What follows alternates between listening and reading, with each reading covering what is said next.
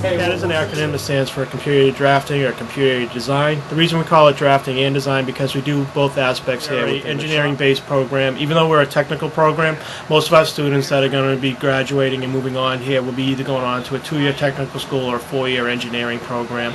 And our ultimate goal is to get the kids a leg up on, by the time they enter as a freshman into college, that they'll have that already experience behind them, having the CAD software and knowledge.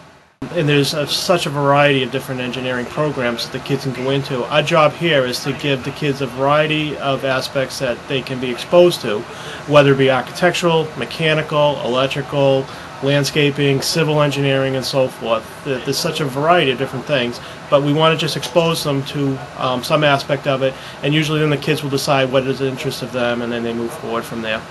Because sometimes I tell the kids if there's a program that may not interest them as far as engineering, but they still like computers, they like to draw, we find places for them to do, and we do a lot of outside projects for businesses. We do signage, we do banners, posters, when there's school dances, promoting a hockey event, things like that. And the kids take pride in that type of aspect too. If the kids are serious about pursuing CAD as a career, more than likely they're going to be going on to a postgraduate type of program in some type of college, like I mentioned, either a 2-year technical school or a 4-year engineering program beyond high school. Probably the best way to explain it is CAD is a very broad area, and so it kind of fits in some pieces and parts with the rest of the tech programs, like plumbing, electrical, metal fab. They all have a design element, and so CAD kind of fills that void.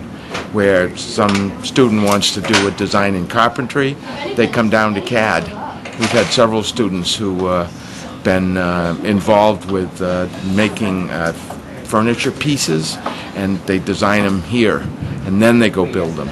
So it kind of helps them put the design process into perspective. You don't just get a piece of wood and start cutting. You have to put something on paper before you can actually come up with a good working design. What we do every year is we have a contest with our CAD students where they actually are learning about architectural designs and plans and details and so forth. So what we end up doing is once the kids learn some of the basic architectural engineering, we actually have a contest every year where the kids will then design and make home models of the actual house that they're putting together. The houses are made out of foam core and cardboard, basically.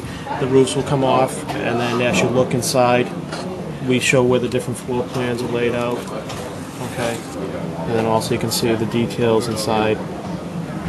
And as I mentioned, this is the kind of an interesting aspect that the kids do every year within the shop. Typically we have about 12 kids in our program because we have 12 computer stations set up for each graduating class, and out of that I would say 60 to 75% of the kids will then move on to some type of continuing education.